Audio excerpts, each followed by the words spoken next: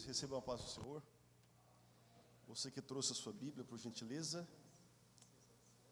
Evangelho segundo escreveu João, capítulo de número 11.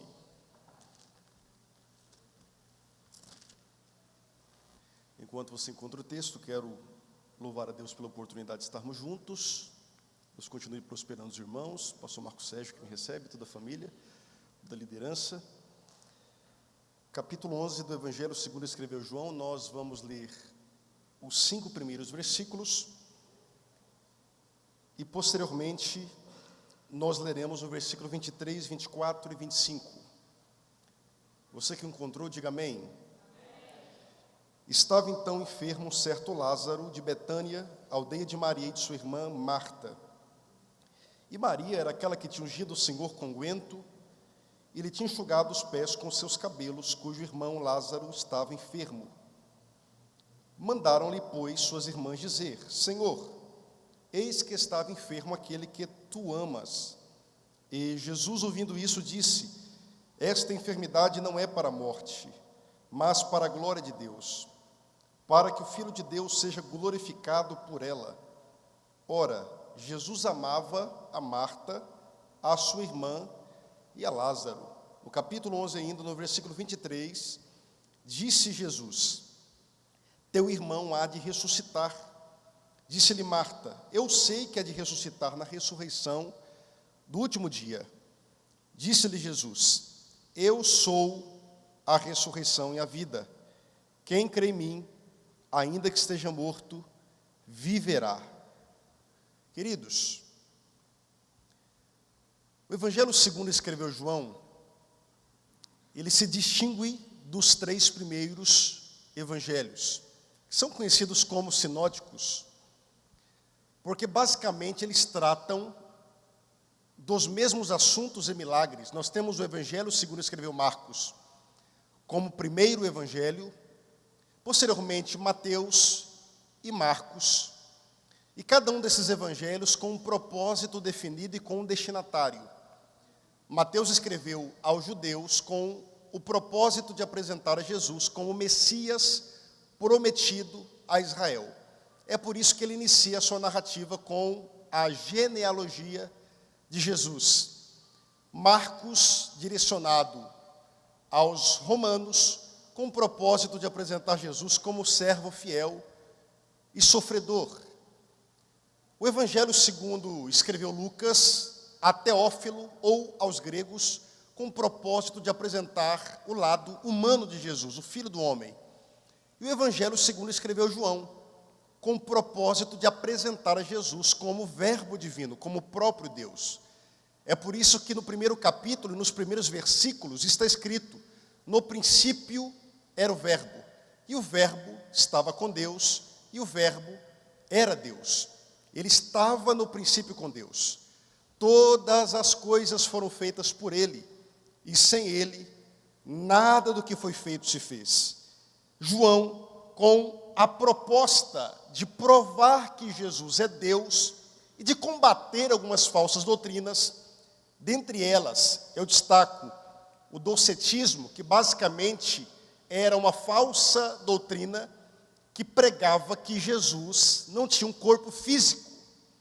Com esse propósito, João destaca 7 milagres. O primeiro, no capítulo 2, a transformação da água em vinho. O segundo, no capítulo 4, a cura do oficial. O terceiro, no capítulo 5, a cura do paralítico no tanque de Betesda. O quarto milagre, no capítulo 6, a multiplicação dos pães e peixes.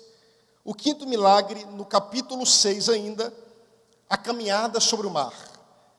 O sexto milagre, no capítulo 9, a cura de um cego de nascença. E o sétimo milagre, a ressurreição de Lázaro. Ainda para provar que Jesus é o próprio Deus, João faz um link na declaração de Deus a Moisés, no capítulo 3, versículo 13, quando Moisés lhe questionou pelo seu nome. E Deus lhe disse: Moisés, eu sou, este é o meu nome. E João declara no capítulo 6, ele registra, na verdade, uma declaração do próprio Cristo, declarando: eu sou o pão da vida. No capítulo 8, eu sou a luz do mundo. No capítulo 10, eu sou a porta das ovelhas. Ainda no capítulo 10, versículo 11, eu sou o bom pastor. No capítulo 11, versículo 25, eu sou a ressurreição e a vida. No capítulo 14, versículo 6, eu sou o caminho, a verdade e a vida. E no capítulo 15, eu sou a videira verdadeira.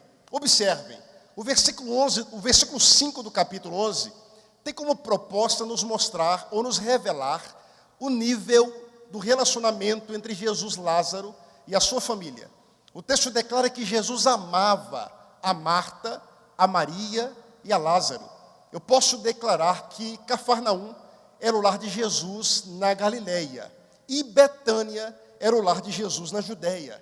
Sempre que Jesus estava na Judéia, ele fazia questão de passar em Betânia, onde ele nutria relacionamento com Marta, Maria, Lázaro, Simão, que outrora era um leproso. E nós podemos testificar isso em Lucas capítulo 10, a partir do versículo 38, por exemplo.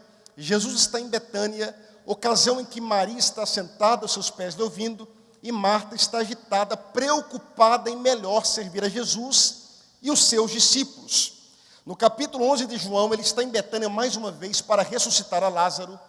No capítulo 12 de João, mais uma vez, ele está em Betânia, ocasião em que um banquete é servido, e o texto declara que Maria derramou sobre Jesus 1 libra de unguento de nardo puro, por 2 motivos. Primeiro, preparando o corpo de Jesus para a sepultura. E segundo, em sinal de gratidão pela ressurreição do seu irmão. Isso tudo nos mostra que de fato Jesus tinha um relacionamento muito profundo com aquela família. E o que me chama a atenção é que o fato de Lázaro ser amado por Jesus não o livrou de uma grave enfermidade que posteriormente o levou à morte. O fato de Marta e Maria serem amadas por Jesus não as livrou da agonia, da aflição e da agonia, pela enfermidade grave do seu irmão e posteriormente pela dor do luto, porque Lázaro havia morrido. Nós aprendemos aqui que o fato de nós servirmos a Jesus não nos dá uma credencial de isenção de problemas. O fato de nós sermos a morada do Espírito Santo não nos garante livramento das dificuldades. O próprio Jesus declarou dizendo: nesse mundo tereis aflições, mas tende bom ânimo. Isaías 43, versículo 2 está escrito: quando passares pelas águas, eu estarei contigo. Quando passares pelos rios, eles não te submergirão. Quando passares pelo fogo, não te queimarás. Você pode repetir comigo? Quando passares. Observe que Isaías 43, versículo 2 não declara se passares. O texto declara quando passares. Por quê? Porque se é possibilidade, quando é uma certeza. Quando se trata de tempestades, provações e aflições, na Bíblia não existem se, existem quando. Observe que o texto não está dando uma possibilidade. Se vocês passarem pelas águas, se vocês atravessarem rios, ou se vocês passarem pelo fogo, o texto está afirmando que o povo passaria quando passares pelas águas, quando passares pelos rios, quando passares pelo fogo. Deus não livrou Daniel da cova, Deus livrou Daniel na cova. Deus não livrou Ananias, Misael e Azarias da fornalha, Deus os livrou na fornalha. Deus não nos livrará das tempestades, mas Deus nos livrará nas tempestades. Lutas têm propósitos. Amassar uvas produz vinho, amassar azeitonas produz azeite. Dificuldades transformam meninos em homem. Eu vim aqui nessa noite para declarar algo de Deus sobre a tua vida. Esta tempestade, esta dificuldade não vai frustrar o que Deus predeterminou ao seu respeito. Pelo contrário, estas dificuldades estão trabalhando em nós, debaixo do poder de Deus, para que nós sejamos aperfeiçoados para vivermos o seu propósito. Toda luta tem propósito, toda dificuldade tem um propósito. Lázaro é amigo e amado por Jesus e não esteve isento da enfermidade e posteriormente da morte. Repito, o fato de nós sermos a morada do Espírito Santo, não nos livrará das adversidades dessa vida, não nos isentará das tempestades da caminhada cristã. Todavia, o fato de Jesus estar no barco nos garante a travessia, nós chegaremos do outro lado. No ápice do desespero, Marta e Maria mandam um mensageiro até Jesus. Agora observe, no capítulo 10 de João, as Escrituras declaram que Jesus estava em Jerusalém. E o versículo de número 18 do capítulo 11 declara que a distância de Betânia para Jerusalém era de quase 15 estádios. Para que os irmãos entendam, a cada 5 estádios nós temos 1 quilômetro. A distância é curta, apenas 3 quilômetros. Só que tem um detalhe: quando Jesus estava em Jerusalém, ele foi questionado a respeito da sua divindade. Ele declarou e não negou: eu e o Pai somos um. Pegaram pedras para apedrejá-lo e tentaram prendê-lo. Olha o que está escrito no capítulo 10, no versículo de número 39. Procuravam, pois, prendê-lo outra vez, mas ele escapou de suas mãos. E retirou-se outra vez para além do Jordão, para o lugar onde João tinha primeiramente batizado, e ali ficou. Esta região para onde Jesus vai está a aproximadamente 40 quilômetros de Betânia. Geograficamente falando, essa região é conhecida como a Pérea. Quando o mensageiro sai de Betânia, ele não vai a Jerusalém. Ele vai à região onde Jesus estava, após fugir para não ser preso ou morto antes do tempo de Deus. Observe, o mensageiro caminha 40 quilômetros. Isso equivale a um dia de caminhada. Quando ele chega até Jesus, ele diz: Senhor, Lázaro, o teu amigo, a quem tu amas, está enfermo. Marta e Maria mandaram me trazer a notícia. Jesus prontamente responde: esta enfermidade não é para a morte, mas é para a glória de Deus, para que o Filho de Deus seja glorificado por ela. Só que tem um ponto: Jesus declara essas palavras, mas ele não vai a Betânia imediatamente. Ele não libera uma palavra à distância, como havia curado outras pessoas. O texto declara no versículo 6 do capítulo 11, que Jesus permaneceu 2 dias na região em que ele estava. Agora, observe isso. O mensageiro gastou um dia para chegar até ele, 40 quilômetros. Ele permaneceu mais 2 onde ele estava após receber a notícia. Já se passaram 3. Ao se passarem 3 dias, é que Jesus se move em direção a Betânia, caminhando 40 quilômetros, um dia de caminhada. Chegando lá no 4º dia, a pergunta que não se cala é: por que Jesus não socorreu Lázaro imediatamente? Por que Jesus não foi a Betânia no primeiro dia, quando foi solicitado por Marta e Maria? Pelo menos 3 pontos a considerarmos. Primeiro, Eclesiastes 3, versículo 1, está escrito que é um tempo determinado para todo o propósito debaixo do céu. Deus tem um tempo exato para intervir. Na verdade, nós cantamos hoje, e eu creio firmemente nisso, com base no Salmo de Davi, de número 139, que todos os nossos dias foram perfeitamente planejados por Deus e os nossos dias registrados em um livro. Deus sabe exatamente o ano, o mês, o dia da semana e a hora exata em que Ele intervirá em nossa história. Jesus não chegou em Betânia no 4º dia atrasado. Há uma canção que diz: Deus tarda, mas não falha. Discordo. Deus não tarda, Deus chega na hora exata. O tempo determinado por Deus era o 4º dia, e por isso Jesus chegou no 4º dia. Escute essa palavra da parte de Deus: Deus não está demorando. O cronograma de Deus se cumprirá com perfeição em minha história e em sua história. O tempo dele está determinado ao nosso respeito. Segundo motivo, quando Jesus chega em Betânia, ele está na porta da aldeia. Quem é que vem recepcioná-lo? Marta. Lázaro tinha 2 irmãs, Marta e Maria, com personalidades opostas, pastor Marco. Observe, Marta era mais agitada, Maria era mais tranquila, muito parecida com uma pessoa de personalidade fleumática. A prova disso está no capítulo 10, quando Jesus está na casa de Lázaro, e Maria está sentada, tranquila, ouvindo Jesus, e Marta, agitada. Eu já critiquei muito Marta, mas na verdade a intenção de Marta não era má, era boa, era de melhor servir a Jesus. Ela recebeu de surpresa Jesus e mais 12, mas não era a hora oportuna. Agora observe, quando Marta vem recepcionar Jesus, por ser agitada, muito parecida com o sanguíneo, ela já vem falando: Senhor, se tu estivesses aqui, meu irmão não teria morrido. Mas eu sei que tudo quanto pedires a Deus, Deus te concederá. Marta, calma, teu irmão há de ressuscitar. Senhor, eu sei que ele há de ressuscitar na ressurreição do último dia. Marta, eu sou a ressurreição e a vida. E quem crê em mim, ainda que esteja morto, viverá. Marta entendeu o recado na hora. E eu vou te explicar. Na Bíblia, Deus sempre se revelou conforme a necessidade do seu povo. Na necessidade de provisão, Jirê, o Deus da provisão. Quando o povo precisava de vitória, Nissi, a nossa bandeira. Quando o povo estava em peleja, Sabaó, o Senhor dos exércitos. O El Shaddai, o Todo-Poderoso. Quando o povo estava injustiçado, Tzidkenu, a nossa justiça. Josué está em campo de batalha, o anjo do Senhor desceu, ele não discerniu, e ele perguntou: tu é dos nossos ou contra nós? E o Senhor respondeu: hoje venho como príncipe dos exércitos do Senhor. A necessidade de hoje é vitória na guerra. E então me revelo conforme a tua necessidade. Para você hoje, Josué, eu sou príncipe dos exércitos do Senhor.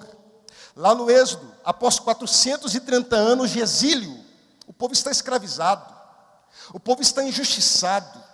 Observe, Deus se revela a Moisés atrás do deserto de Midian. E Moisés lhe questiona: Senhor, eu vou voltar ao Egito e meus irmãos me perguntarão pelo teu nome, que lhe direi? Por que Moisés pergunta a Deus pelo seu nome? Moisés cresceu no Egito. O Egito é uma nação politeísta, onde eles têm deuses para tudo: Sol, Ra, o Deus representante do Nilo, Rap-Nilo, protetor dos animais, Hect, e por aí vai.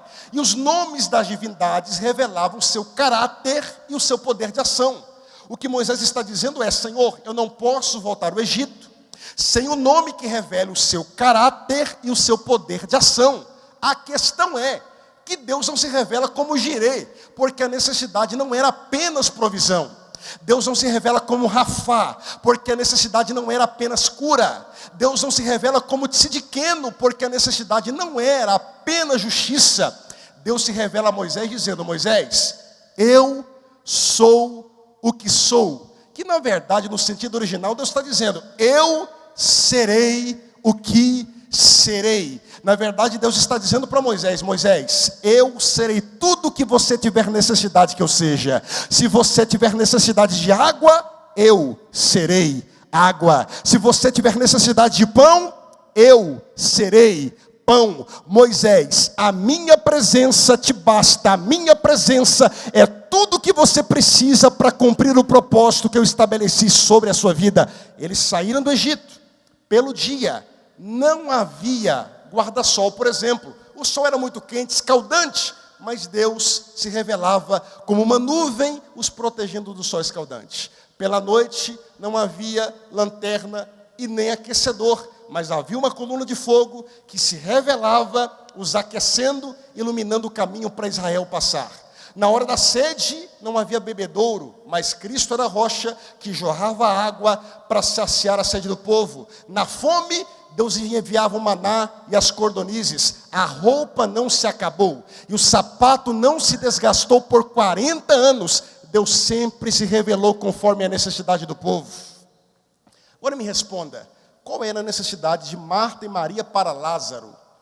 Cura ou ressurreição? Ressurreição. É por isso que Jesus chegou dizendo: eu sou. Olha o evangelista João fazendo um link com a declaração do próprio Deus a Moisés. Eu sou a ressurreição e a vida. A necessidade de Lázaro é ressurreição. Portanto, eu sou a ressurreição e a vida. A questão é: qual milagre é maior? Cura ou ressurreição? Logicamente, ressurreição. Se Jesus chega no tempo de Marta, Lázaro seria curado. Ele chegou no tempo do Pai para que Lázaro fosse ressuscitado. Se Jesus chega no nosso tempo, será superficial, mas se esperarmos o tempo de Deus, será sobrenatural. O que nos distancia do sobrenatural e do melhor de Deus para nós é o nosso imediatismo, a nossa falta de paciência. Mas se nós esperarmos em Deus, e no seu tempo nós viveremos coisas extraordinárias nele, para que o nome dele seja glorificado através das nossas circunstâncias. Se você crê, diga amém. Então, primeiro, Jesus chegou no quarto dia porque era o tempo determinado. Segundo, ele chegou no quarto dia para se revelar de uma forma que ele havia se revelado apenas dois: a filha de Jairo e o filho da viúva. Agora observe, eu não posso permitir que o imediatismo, a falta de paciência, me prive daquilo que Deus tem preparado para mim. Observe isso. Nós não podemos antecipar o tempo de Deus, mas nós podemos tardá-lo com as nossas decisões mal tomadas. Eu te dou um exemplo. Lá em Gênesis 15, Deus disse a Abraão que o povo dele permaneceria cativo no Egito por 400 anos. Quantos anos Deus disse para Abraão? 400. Quanto tempo de fato o povo permaneceu no Egito? 430. A travessia do Egito para a terra da promessa, alguns dizem 15 dias, outros 40. Era rápido, demorou 40 anos. Eu não posso antecipar o tempo, mas as minhas decisões mal tomadas podem tardar o tempo em algumas áreas específicas da nossa vida. Então observe, a palavra que o Senhor ministrou no meu coração, eu te transmito nessa noite é: espere com paciência o tempo de Deus, porque o tempo de Deus reservou para nós coisas extraordinárias. Observe, ele está na porta de Betânia. Maria vem porque fica sabendo da sua presença e se prostra. Ele entra em Betânia e quer saber aonde depositaram o corpo de Lázaro. Ele está de frente para o sepulcro. E de frente para o sepulcro, Jesus dá uma ordem dizendo: removam a pedra. Ele é Deus. Ele poderia ter dito efatá, abra-te. Dito a algum anjo, remova a pedra. Aos homens, agora observe, ele disse aos homens, removam a pedra.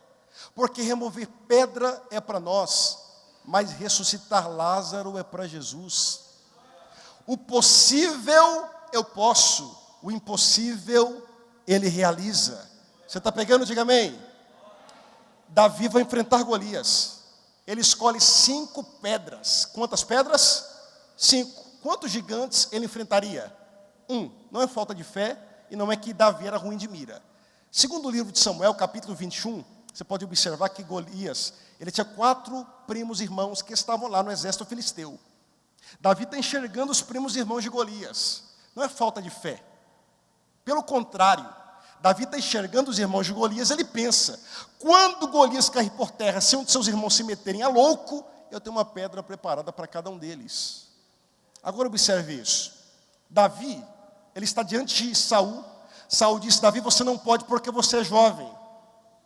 Davi disse: Saul, eu estava apacentando as ovelhas, vem o urso para arrebatá-la. Eu matei o urso para proteger a ovelha.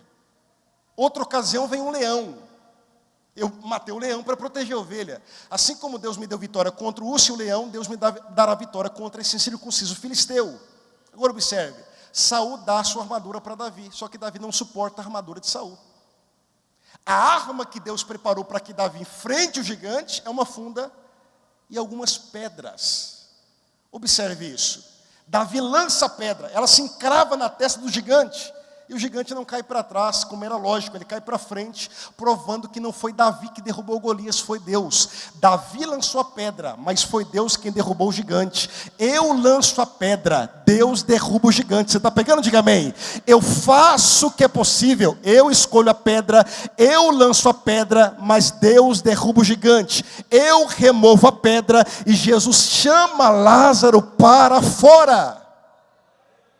Quando a pedra foi removida, as escrituras declaram que Jesus fez uma oração, não para que o Pai o ressuscitasse, mas agradecendo, porque Lázaro já havia ressuscitado. Jesus agradece, e quando ele agradece, a pedra foi removida, ele disse: Lázaro, sai para fora. Talvez você já tenha escutado isso, mas Jesus está diante de um sepulcro. Naquele período não se sepultava como hoje. Normalmente, os homens eram sepultados em uma espécie de caverna ou gruta. E toda a posteridade na mesma caverna. O corpo em cima de uma pedra se decompunha, os ossos guardados em uma caixa de pedra chamada ossuário. E assim toda a posteridade sepultada na mesma caverna. Assim como Abraão comprou a caverna de Macpela, e a sua posteridade foi sepultado ali. Jesus não poderia soltar ao vento, morto ressuscita, caso contrário, todos os mortos ressuscitariam. É por isso que a palavra de Jesus foi específica: Lázaro, sai para fora. O nome do milagre de Marta e Maria é Lázaro. Eu não sei qual o nome do milagre, eu não sei qual o nome da tua necessidade, mas aquele que se revela conforme a nossa necessidade está aqui nesta noite mais uma vez. E eu declaro sobre a sua vida em o nome de Jesus, que se eu, você, nós esperarmos o tempo de Deus, nós viveremos coisas extraordinárias nele. Observe que Jesus havia ressuscitado 2 pessoas antes de Lázaro, a filha de Jairo, e ele disse: Talita, come. Talita não era o nome dela. Isso aqui é uma frase aramaica: Talita, menina, come, levanta-te. Ele não chamou ela pelo nome, ele chamou de menina. O filho da viúva: menino, a ti te mando, levanta-te. Só Lázaro ele chama pelo nome, exatamente porque Lázaro era o único morto que estava em um cemitério. E a palavra de Jesus é tão poderosa, que se ele libera ao vento dizendo: morto ressuscita, todos os mortos teriam ressuscitado. É por isso que ele disse Lázaro. O nome do milagre é Lázaro. E nessa noite o Senhor diz: casamento, sai para fora. Saúde, sai para fora. Vida financeira e profissional, sai para fora. Vida ministerial e espiritual, sai para fora. Creia, Marta e Maria não estavam enxergando, mas Jesus se aproximava de Betânia. Marta e Maria não estavam ouvindo, mas Jesus se aproximava de Betânia. Não é porque não vejo que Deus não está trabalhando. Enquanto nós o adoramos aqui, Ele trabalha em nosso favor. Enquanto nós somos instruídos pela palavra aqui, Deus está agindo lá. E se você crê, diga amém.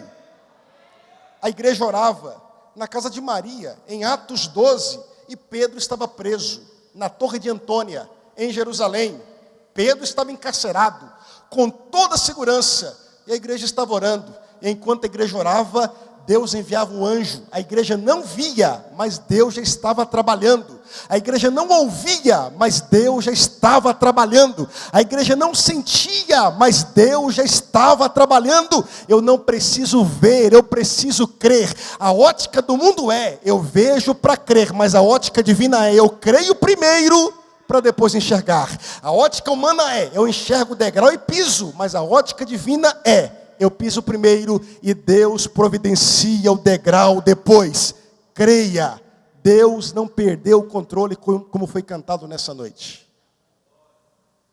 Ele não está demorando, Ele está seguindo o cronograma divino. Ao seu tempo, Ele chegará, intervirá em nossa situação. O nome dele será glorificado, e isso resultará em um testemunho de vitória. Depois leia o final do capítulo 11 e o capítulo 12. As escrituras declaram que muitos fariseus se converteram por causa do milagre da ressurreição de Lázaro. O Senhor transformará essa circunstância em um testemunho de milagre, para que o nome dele seja glorificado em você, e para que muitos tenham a fé despertada e consolidada para a glória do nome dele. E se você crê, diga amém. Sentado como você está, eu quero orar por você e agradecer a Deus por essa oportunidade. Senhor Deus, nós te agradecemos porque ouvimos a tua palavra, que nós não sejamos apenas ouvintes, mas praticantes. Em o nome de Jesus, dai-nos paciência para esperarmos o teu tempo, o tempo que já está determinado, como está escrito. Em o nome de Jesus, faz-nos crer. Em o nome de Jesus, como já foi declarado nessa noite, que a nossa fé se torne sólida, que a nossa fé seja desenvolvida, que nós saibamos esperar no Senhor, que nós entendamos que é um tempo determinado para todo o propósito, e que o Senhor não está demorando, mas que o Senhor está caprichando. Em o nome do Senhor Jesus, que a nossa falta de paciência não nos distancie do melhor do Senhor para a nossa vida.